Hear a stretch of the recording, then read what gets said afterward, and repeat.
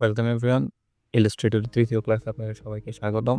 এটি আমাদের ইলাস্ট্রেটরের basic tools সম্পর্কে দ্বিতীয় ক্লাস এবং টোটাল কোর্সের তৃতীয় ক্লাস। আমরা প্রথমে ইলাস্ট্রেটরে চলে যাব।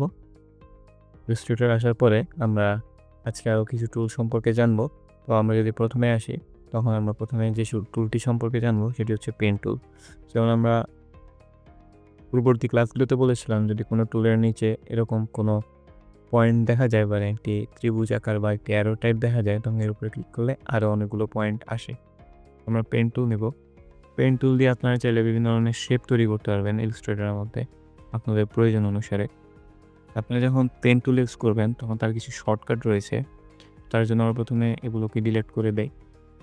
দেন পি দিয়ে আমরা পেন টুলে যাব, যেমনটা আমরা এখানে দেখতে পাচ্ছি পেন টুলের শর্টকাট পি।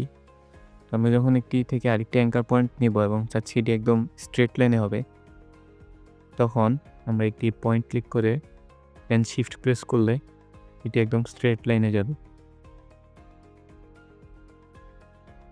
এভাবে আপনারা চাইলে একদম স্ট্রেট লাইনে এই পয়েন্টগুলো তৈরি করতে পারবেন। তাছাড়া যখন আপনারা কোনো অ্যাঙ্কার পয়েন্ট তৈরি করে নেবেন, মানে কোনো পয়েন্ট তৈরি হয়ে যাবে, তখন তার উপরে যদি আপনারা ক্লিক করেন, দেখবেন একটি হোভার করেন, তখন দেখবেন একটি মাইনাস অ্যারো আসবে আপনাদের পেন টুলের যেই চিহ্নটি রয়েছে তার নিচে। সেখানে ক্লিক করলে ওই অ্যাঙ্কার পয়েন্টটি ডিলিট হয়ে যাবে। আচ্ছা, আপনারা চাইলে যদি নর্মালি কোনো জাস্ট পাথের উপরে ক্লিক করেন, তখন সেখানে আরেকটি পয়েন্ট তৈরি হয়ে যাবে। এভাবে আপনারা চাইলে বিভিন্ন শেপ তৈরি করতে পারেন পেন টুলের সাহায্যে। তো আমরা এটিকে সিলেক্ট করে ডিলিট করে দিই। পেন টুলের নিচে যেই টুলগুলো রয়েছে সেগুলো আমি আপনাদেরকে মাত্রই দেখালাম, যে জাস্ট অ্যাড অ্যাঙ্কার পয়েন্ট করতে পারবেন, ডিলিট অ্যাঙ্কার পয়েন্ট করতে পারবেন এবং অ্যাঙ্কার পয়েন্টকে এডিট করতে পারবেন।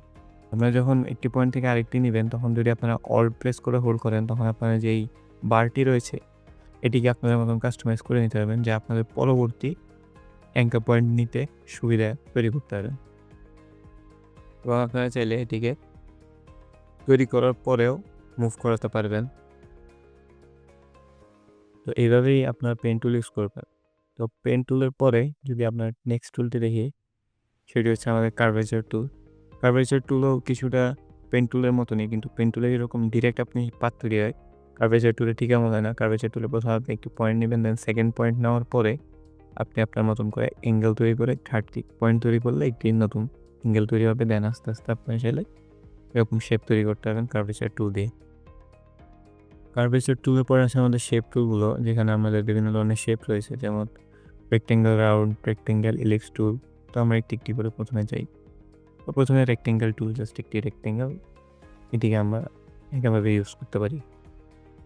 তারপরে টুলটি যদি দেখি, সেটি হচ্ছে রাউন্ড রেক্টেঙ্গেল। একটু যে কর্নারগুলো রয়েছে সেগুলো রাউন্ডের, বাট আমরা চাইলে আমাদের যেই নর্মাল রেক্টেঙ্গেলগুলো আছে সেগুলোকে আমরা রাউন্ডেড করতে পারবো, যেগুলো আমরা আগেই দেখেছি। তারপরে রয়েছে ইলিপস টুল বা আমাদের সার্কেল টুল।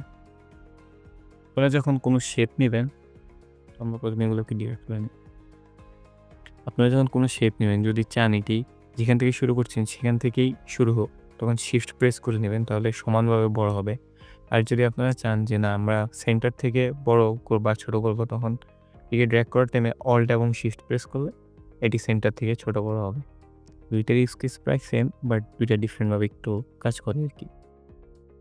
তো তারপরে যে টুল রয়েছে সেটি হচ্ছে আমাদের পলিগনাল টুল।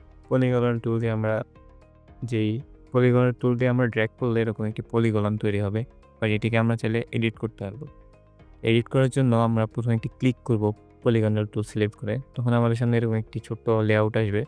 সেখান থেকে চাইলে আমরা সাইডস বাড়াইতে পারবো। যেমন আগের পলিগনাল টুল আমাদের কিন্তু 6টি সেট ছিল, এখন আমরা চাইলে এটিকে 3টি করে দিলে এটি একটি ট্রায়াঙ্গেল হয়ে যাবে। বা আমরা যদি 5টি করে দিই, তখন এটি একটি পেন্টাগন শেপ হয়ে যাবে। এরকম চাইলে আমরা এদেরকে কাস্টমাইজ করতে পারবো। দেন রয়েছে আমাদের স্টার টুল। স্টার টুলও প্রায় সেম। যদি আমরা সিঙ্গেল ক্লিক করি, তখন আমরা চাইলে এই সাইডগুলো রয়েছে সেগুলোকে এডিট করতে পারবো এবং বিভিন্ন শেপ তৈরি করতে পারবো এখান থেকে কাস্টমাইজ হবে। এরপর একটি টুল রয়েছে, এটা হচ্ছে লাইন টুল। লাইন টুলকে ইউজ করার জন্য আমরা লাইন টুলের উপর যদি ক্লিক করি, আমরা এখান থেকে বিভিন্ন আরও কিছু টুল দেখতে পাচ্ছি। তো লাইন টুল দিয়ে আমরা বিভিন্ন লাইন তৈরি করতে পারবো বেসিকভাবে। তারপর রয়েছে আর্ট টুল। আর্ট টুল দিয়ে লাইনের কার্ভেচার লাইনগুলো তৈরি করা যায়। তো আপনি চাইলে আপনারা বিভিন্ন কার্ভ লাইন তৈরি করতে পারবেন। তারপর রয়েছে স্পাইরাল টুল, এটি দিয়ে বিভিন্ন স্পাইরাল তৈরি করা যায় ছোটো বড়ো করে আপনাদের প্রয়োজন অনুসারে, ঠিক আপনারা ছোটো বড়ো করতে পারবেন। দেন রেক্টেঙ্গেল গ্রিড টুল, গ্রিড তৈরি করার জন্য। তো আমরা যদি ক্লিক করি তখন আমরা চাইলে গ্রিডের হাইট, ওয়েট, আমরা কত নাম্বার চাচ্ছি এগুলো কাস্টমাইজ করতে পারবো। তারপরে পোলার গ্রিড টুল, সেমভাবে আমরা যদি অল্ট এবং শিফট ক্লিক করি এটি সেন্টার থেকে বড় ছোটো হবে। যদি সিঙ্গেল ক্লিক করি তাহলে আমরা এর সাইডস, নাম্বার, বিভিন্ন জিনিস কাস্টমাইজ করতে পারবো। এই ছিল আজকের ক্লাসের মতো, দেখা হচ্ছে পরবর্তী ক্লাসে। ধন্যবাদ সবাইকে।